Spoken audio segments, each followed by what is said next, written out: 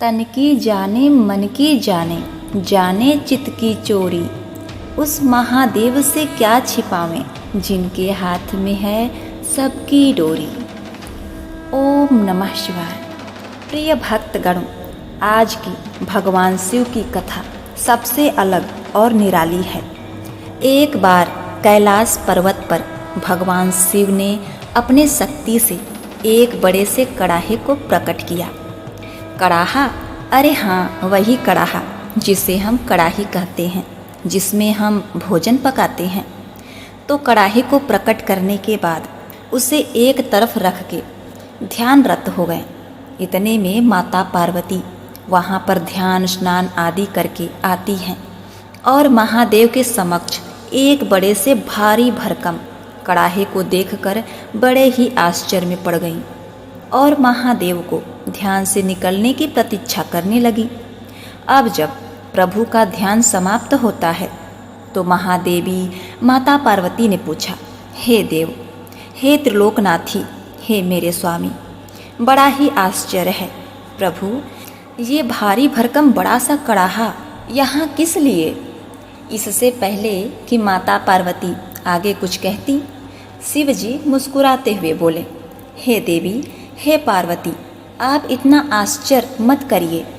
हर रोज आप अपने कोई न कोई प्रश्न लेकर हमारे समक्ष प्रस्तुत हो जाती हैं और मैं उसका जवाब देता हूँ और कथा कहानी सुनाकर आपका मन बहलाता हूँ। तो आज हमने इसी का प्रबंध किया है। हे देवी, आगे देखिए क्या होता है। हे देवी, यहाँ कैलाश पर 4 मेहमान आने वाले हैं। प्रिय भक्तगणों, तो चलिए आज हम सुनते हैं भगवान भोलेनाथ की इस चमत्कारी, रहस्यमयी और इन सभी सवालों के उत्तर जानने की कोशिश करते हैं। अगर आपने इस कथा को सुनना प्रारंभ कर दिया है तो इसी प्रकार से हमारे चैनल पर वीडियो के अंत तक बने रहिए और हो सके तो कथा को पूरा सुने। और अगर आपने हमारे चैनल को सब्सक्राइब नहीं किया है तो कृपया सब्सक्राइब कर लीजिए, लाइक करिए, शेयर करिए और हाँ, पास में बने बेल के बटन को अवश्य दबाइएगा। आपका यह छोटा सा प्रयास हमारे लिए बहुत महत्व रखता है। प्रिय भक्तों, तो चलिए आइए सुनते हैं आगे की कथा। इधर माता पार्वती सोच में पड़ जाती हैं और भगवान शिव जी माता पार्वती को आधी अधूरी बात बताकर फिर से ध्यान में चले जाते हैं। और इधर चलिए देखते हैं क्या होता है। अनंत ब्रह्मांड में चारों युग चारों भाई एक साथ बैठकर वार्तालाप कर रहे थे। अब चारों एक साथ बैठे थे तो बातों ही बातों में विवादों में उलझ गए। सबने यही कहा कि हम तुमसे बड़े हैं, हम तुमसे महान हैं, हम तुमसे श्रेष्ठ हैं। एक दूसरे को एक दूसरे से महान बताने की कोशिश करने लगे। तब सबसे पहले सतयुग कहने लगा कि अरे मूर्खों, तुम सब मुझसे छोटे हो, तुम मेरी बराबरी कैसे करने लगे? जब त्रेता युग ने यह बात सुनी तो वह कहने लगा कि तुम सबसे बड़े कैसे हो सकते हो? तुम सब में से सबसे बड़ा तो मैं हूँ, मैं ही सर्वश्रेष्ठ हूँ, तुम मुझसे श्रेष्ठ कैसे हो सकते हो? तब तक द्वापर युग बोल उठा कि तुम श्रेष्ठ कैसे हो सकते हो? तुम सभी में श्रेष्ठ तो मैं हूँ, तुम्हारा श्रेष्ठ होने का कोई प्रश्न ही नहीं उठता। तब तक कलयुग कहने लगा, भला कलयुग कैसे पीछे रहता?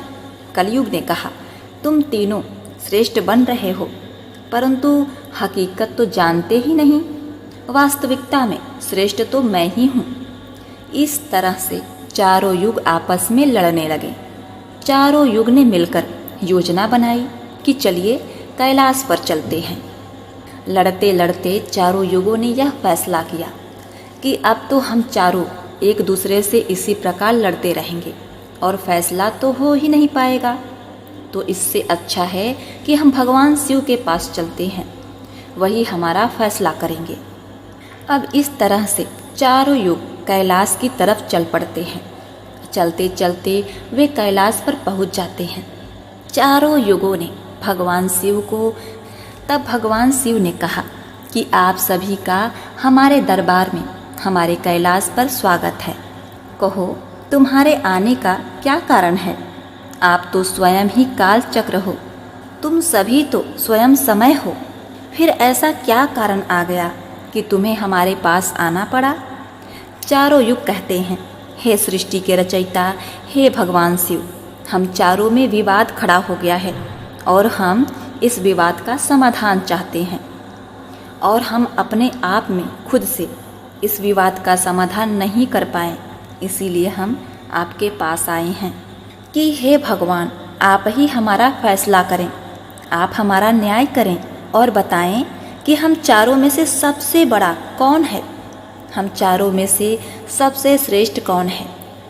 भगवान शिव कहते हैं, इसका फैसला तो तब होगा जब आप चारों अपने बारे में बताएंगे कि किन किन गुणों के कारण आप स्वयं को बड़ा बता रहे हैं। तब शिव जी ने कहा, हे सतयुग, पहले तुम बताओ, तुम कैसे बड़े हो। आगे भगवान शिव से सतयुग कहता है कि देखिए प्रभु, मेरी आयु सबसे ज़्यादा है, मैं 70 लाख वर्ष का हूँ और अन्य युग मुझसे मैं 70 लाख वर्ष का हूँ और अन्य युग मुझसे तो बहुत ही छोटे हैं, इसीलिए मैं इन सभी से लंबी आयु का हूँ। अब इतने में कलयुग बोल उठा कि हे प्रभु, व्यक्ति कभी आयु से बड़ा नहीं होता, व्यक्ति तो गुणों से बड़ा होता है। अब देखिए, भगवान शिव ने कलयुग के दलील को माना और सतयुग से कहा कि सतयुग, तुम इस तरह से तो बड़े नहीं हो सकते। अब सतयुग कहने लगा कि हे प्रभु, मेरे युग में जो भी व्यक्ति हुए वो बड़े ही बलवान हुए और बहुत ही पराक्रमी थे, वे पृथ्वी तक को उठा ले जाए ऐसे पराक्रमी और बलवान थे। और जब मेरा राज्य था तो उसमें भगवान हरि विष्णु कई अवतार लिए। वराह अवतार मेरे ही काल में हुआ, नरसिंह अवतार मेरे ही काल में हुआ और मत्स्य अवतार मेरे ही काल में तो हुआ था। भक्तगणों, अब देखिए भला त्रेता युग कैसे पीछे रह सकता था। तब तक त्रेता युग बोल उठा, नहीं प्रभु, क्या श्री हरि विष्णु के अवतार होने से वो बड़े कैसे हो सकते हैं? तो प्रभु, मर्यादा पुरुषोत्तम भगवान श्री रामचंद्र जी का अवतार तो मेरे ही युग में हुआ था। उन्होंने संसार को मर्यादा सिखाया और रावण जैसे महापंडित, कुंभकर्ण जैसा महान बलवान तो मेरे ही शासनकाल में हुए थे प्रभु। हे प्रभु, इस तरह से सतयुग बड़ा नहीं हो सकता, फिर इन सब में तो मैं ही बड़ा हूँ। और फिर क्या था, जब ये बातें द्वापर युग ने सुनी तो द्वापर युग कहने लगा, हे प्रभु, ये दोनों बड़े बन रहे हैं, परंतु ये दोनों बड़े कैसे हो सकते हैं? देखिए प्रभु, आप जानते हैं, जब मेरा शासन काल आया तो मेरे काल में तो भगवान श्री कृष्ण ने अवतार लिया और जो 16 कलाओं से संपन्न परिपूर्ण थे, परम ब्रह्म थे, उन्होंने ऐसा विराट रूप दिखाया कि स्वयं भगवान विष्णु भी नहीं दिखाए थे। हे प्रभु, हे भोलेनाथ, ये दोनों योद्धाओं की बात करते हैं तो मेरे शासन काल में भी बड़े बड़े योद्धा कर्ण, द्रोणाचार्य, भीष्म पितामह, अर्जुन, भीम, युधिष्ठिर, नकुल, सहदेव, कंस मेरे ही शासन काल में तो हुए थे। हे प्रभु, बलराम भी मेरे शासन काल में ही तो हुए थे। तो बताइए प्रभु, मेरे शासन काल में कौन सा योद्धा इनके योद्धा से कम था? इन सब से तो श्रेष्ठ मैं ही हूँ। तब तक कलयुग बोल उठा। कलयुग कहता है, हे प्रभु, मैं इनकी बातें मानता हूँ, लेकिन इनके शासन काल में जो भी योद्धा हुए, जो भी अवतार हुए, उनमें कई काम चोरियाँ पाई गईं, और जिनके शासनकाल में काम चोरी वाले मनुष्य होते हैं वो श्रेष्ठ कैसे हो सकते हैं? कलयुग कहने लगा कि नहीं भगवान, मेरा शासनकाल सबसे अच्छा है। मेरे युग में अच्छे अच्छे नई तकनीकों से परिपूर्ण मेरा युग है। मेरा युग मशीनों का युग है। मेरा शासनकाल सबसे श्रेष्ठ है। चारों युगों की बातें समाप्त हुई तो शिव जी मन ही मन विचार करने लगे और सोचने लगे कि इसका फैसला कैसे किया जाए। और वहीं पास में जगत जननी माता पार्वती बैठी हुई इन सभी वार्तालाप को बड़े ही ध्यान से सुन रही थी। तब माता पार्वती ने महादेव से कहा, हे प्रभु, आप मन ही मन क्या विचार कर रहे हैं? अगर आप फिर से इनका फैसला नहीं करेंगे तो ये फिर चारों भाई आपस में ही कट मर जाएंगे। हे महादेव, इसलिए आप इनका फैसला तत्पश्चात कीजिए। अगर इन्होंने ऐसा किया तो सृष्टि का काल चक्र ही रुक जाएगा, समय का प्रवाह ही रुक जाएगा। हे भोलेनाथ, आप ही कुछ कीजिए। माता पार्वती के आग्रह को सुनकर भगवान शिव कहते हैं, ठीक है, मैं समस्त युगों की बात मानता हूँ, मैं इन चारों युगों का फैसला करूँगा।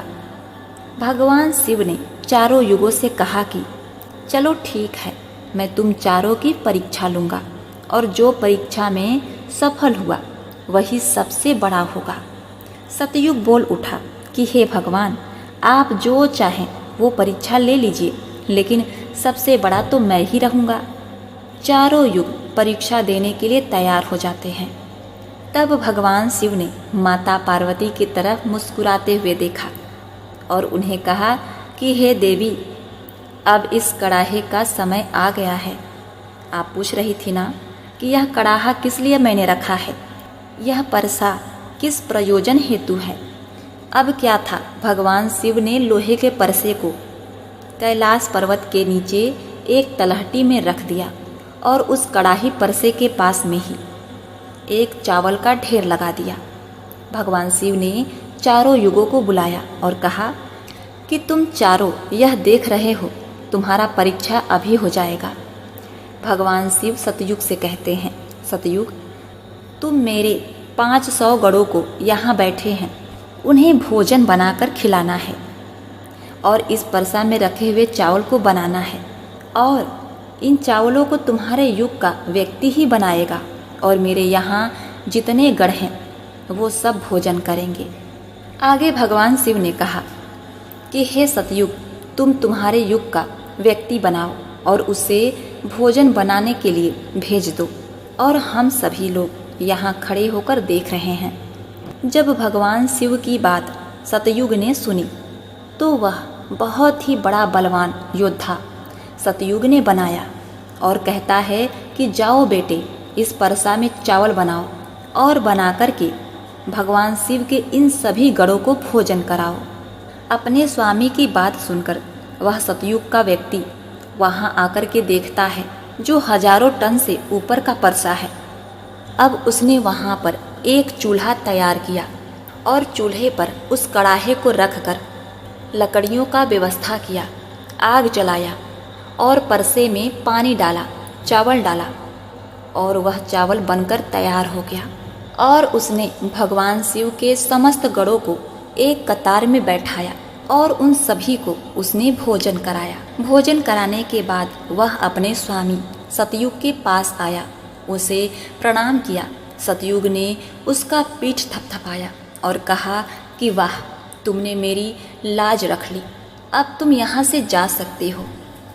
भगवान शिव त्रेता युग से कहते हैं कि हे त्रेता, तुम अपने युग के व्यक्ति को भेजो और ये परसा जो रखा हुआ है इसमें चावल बना करके मेरे समस्त गणों को खिलाओ।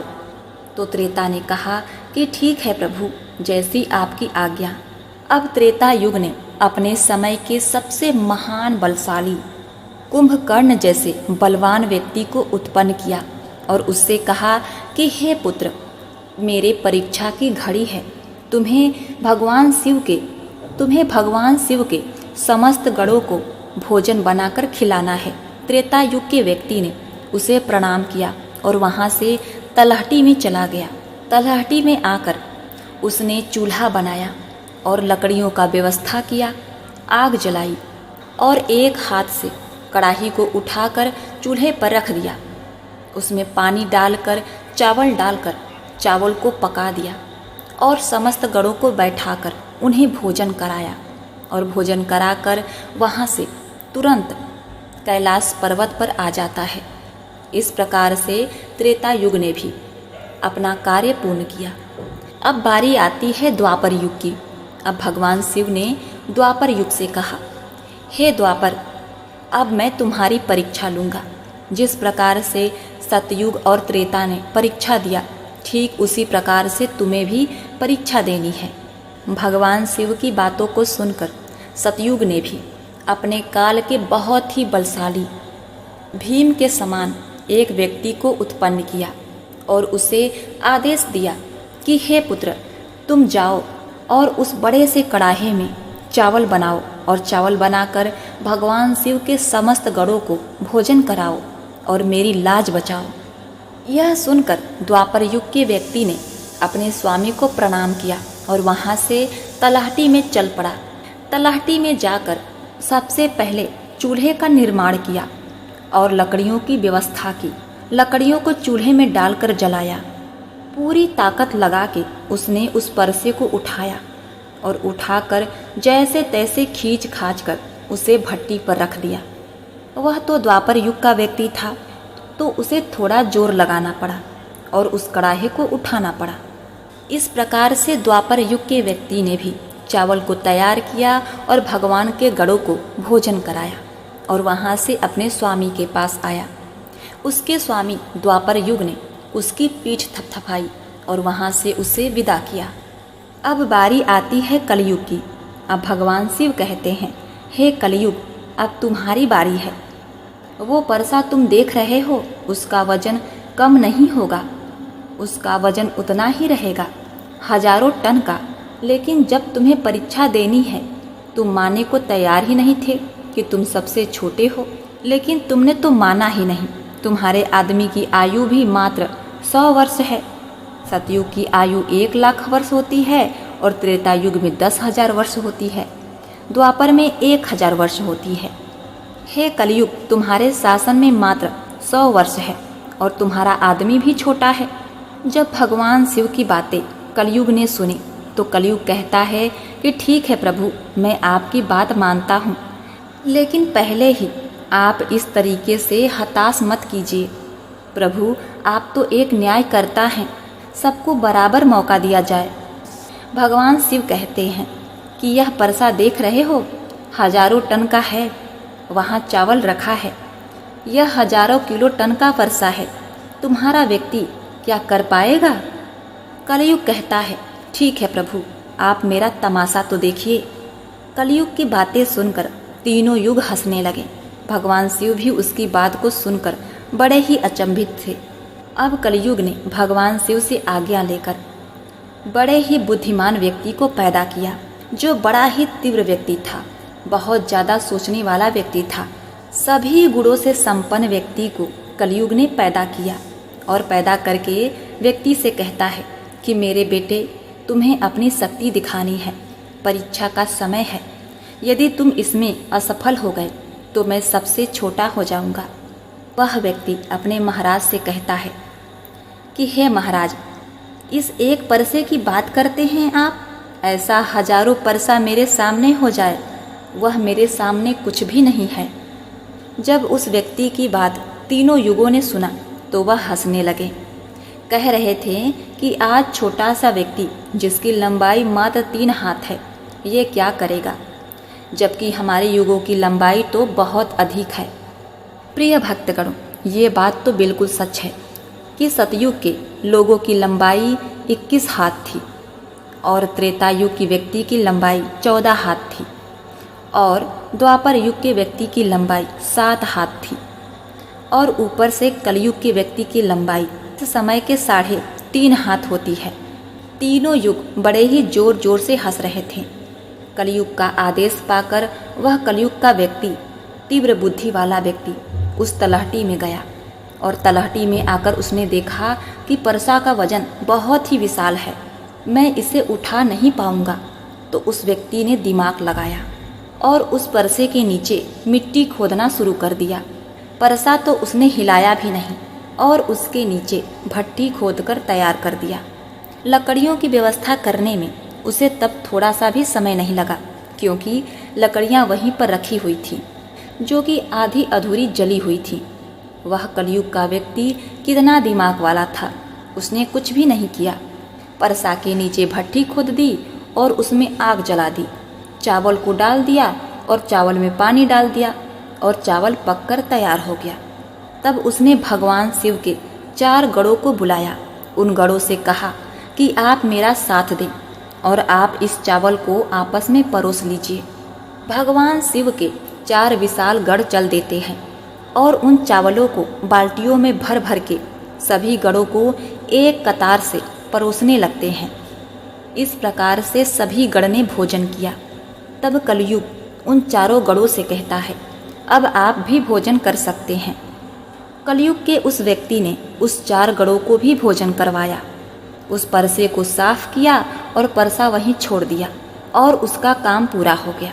और वहाँ से वह अपने स्वामी के पास आता है और कहता है, हे प्रभु, मैंने आपका काम कर दिया है। कलयुग बहुत खुश था। वह उसका पीठ थपथपाता है और ऐसे कहने लगा कि वाह शाबाश, आपने मेरी लाज रख ली, आपने मेरी परीक्षा पास कर ली। अब कलयुग का व्यक्ति वहाँ से चला गया। तब कलयुग ने आगे भगवान शिव से कहा, हे भगवान शिव, अब आप निर्णय कीजिए कि हम में से बड़ा कौन है। भगवान शिव कहते हैं, मैंने तुम 4 की परीक्षा देखी। जब सतयुग की बारी आई तो उसने चूल्हा बनाया, उस पर कढ़ाई रखा, आग जलाया, चावल डाला, पानी डाला, चावल को तैयार किया। मेरे गणों को बैठाकर उसने स्वयं भोजन परोसा, उन्हें खिलाया और अपना कार्य पूर्ण किया।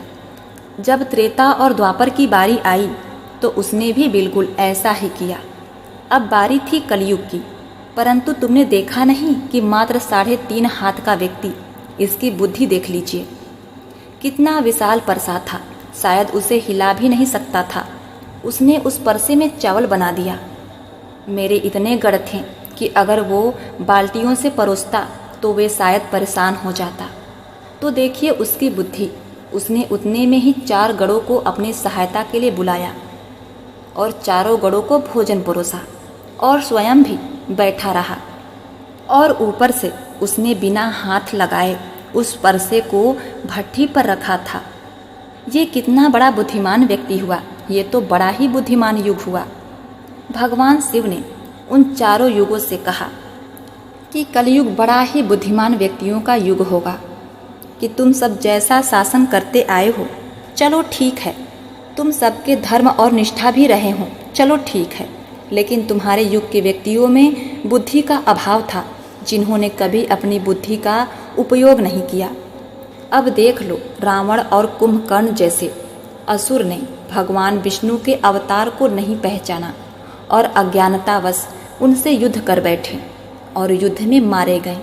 यदि तनिक भी उन्होंने अपनी बुद्धि का उपयोग किया होता और उनका सर्वनाश नहीं होता तो हे 4 युग, आगे आने वाले युगों में कलयुग के राज में ही ऐसे बुद्धिमान व्यक्ति देखने को मिलेंगे।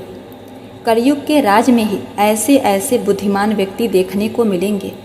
ऐसे तकनीक, ऐसे मशीन बनाएंगे जिससे कि वे बैठे बैठे काम कर सकते हैं। वह बैठे बैठे कोई भी कार्य कर सकता है। हे 4 युग, कलयुग इसलिए भी श्रेष्ठ है। कलयुग में व्यक्ति एक दिन में ही भगवान को प्राप्त कर लेगा। इस प्रकार से भगवान शिव ने 4 युगों की समस्याओं का समाधान किया और बताया कि सबसे श्रेष्ठ कलयुग है। यह सुनकर 4 युग संतुष्ट होते हैं और अपने अपने धाम को लौट जाते हैं। माता पार्वती भी यह सुनकर बड़ी प्रसन्न होती हैं, उनका भी मन बहल जाता है। प्रेम से बोलिए ओम नमः शिवाय। जय श्री कृष्ण।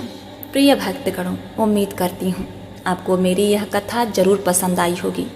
अगर आपको मेरी यह कथा पसंद आई है तो मेरे इस वीडियो को एक लाइक कर दीजिए। मिलते हैं नेक्स्ट वीडियो में, तब तक के लिए नमस्कार।